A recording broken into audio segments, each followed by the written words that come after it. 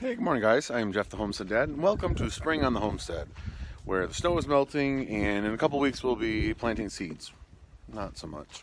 It is like 55 degrees here right now and windy, and as you can see, all of the snow has melted, or just about all of it. It is supposed to be this warm for the rest of today, even through tonight, I think. I think tomorrow morning it is supposed to cool down again. The ducks still aren't sure about me, but they are sure enjoying this weather and all the water that is coming along with it. So you can see, we've got water sitting here. The good news is it's probably not as bad as it could be, because in the fall we added the gutters, so at least the snow that melted off the roof is not here as well. Anyway, if I can make it out to the pasture through the melted messiness, I'm gonna go milk.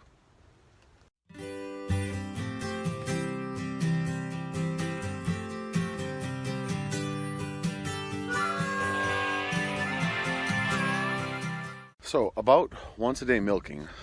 I am part of a group on Facebook. It's Keeping a Family Milking Cow.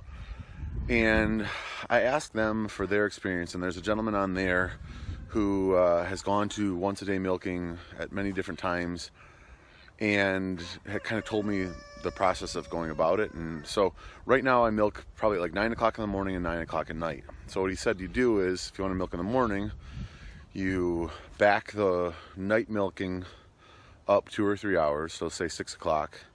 Do that for 3 days, and if everything is good, she doesn't look like her udders are getting too full or too warm, or she's not getting an infection, then you back it up another 3 hours, and then another, do that for 3 days, 3 or 4 days, and then do that, back it up another 3 or 4 hours, do that for 3 or 4 days, and as long as her udders are fine and there's no strands in the milk, then after that, so a week and a half or 2 weeks, you can then be milking just in the morning.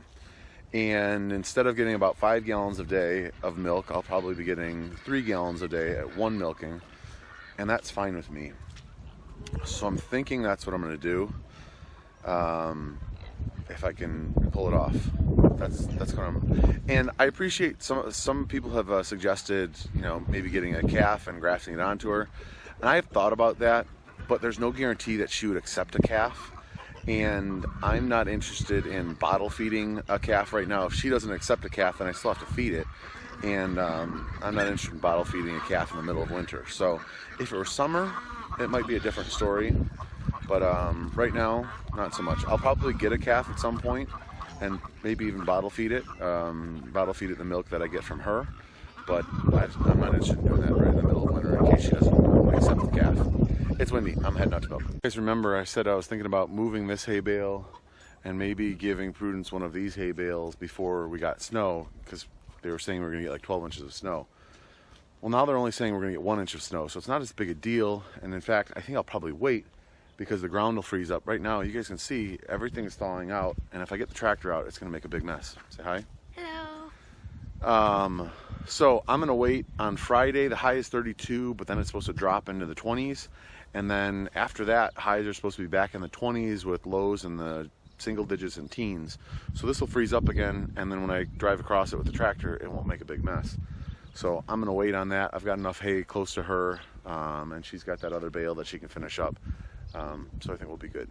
Okay, so for those of you who know me, you know that I am probably to a fault too hands off with my bees. But I wanted to give you a quick update.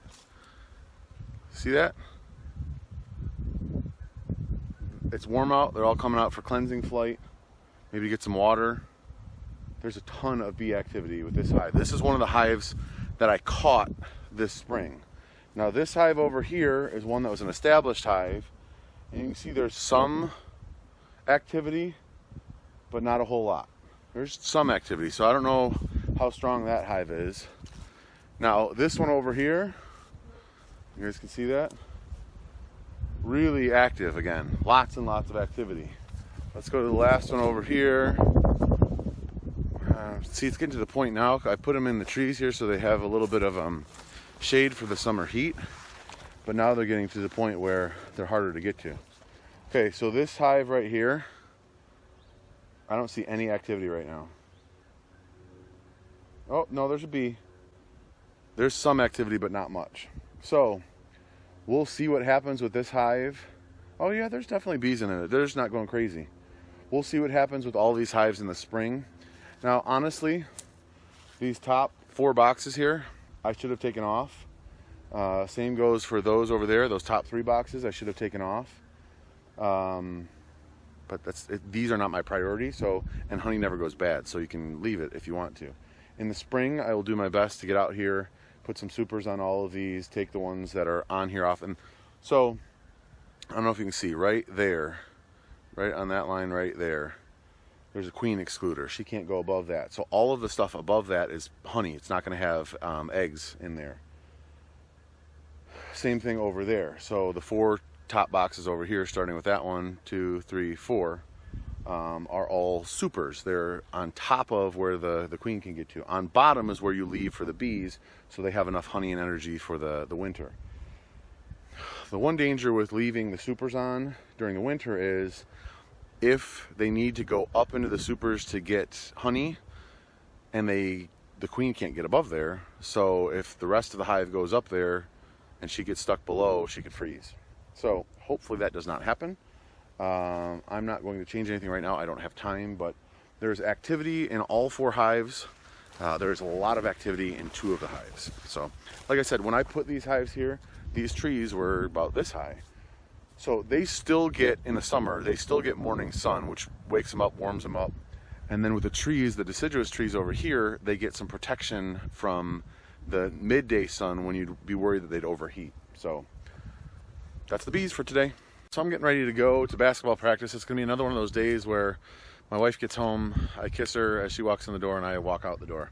Because I've got to take Homestead Girl 1 to her basketball practice, and then I've got to coach my team, which Homestead Boy 1 is on, but he's been missing so many swim practices that he is going to go to swim practice. Anyway, do you think that all of these ducks and chickens are enjoying seeing the grass again? They're heading out, picking around, looking for stuff. They're happy. Hey guys, I'm heading out to milk. The jacket is not so much for warmth as it is for protection from rain. It's raining out. Right now it's 55 degrees. Tomorrow at this time there will probably be wind chills of 0. So it's going to be cold tomorrow. We'll see how much snow we get. It's going to be interesting. It depends on where that line of demarcation where the freezing goes as to whether or not we get more rain or we get more snow. Right now, I think the last time I checked, it's like 1 to 3 inches of rain. So anyway, I'm heading out to milk. Thank you guys so much for watching. I appreciate you guys greatly, and I will see you tomorrow.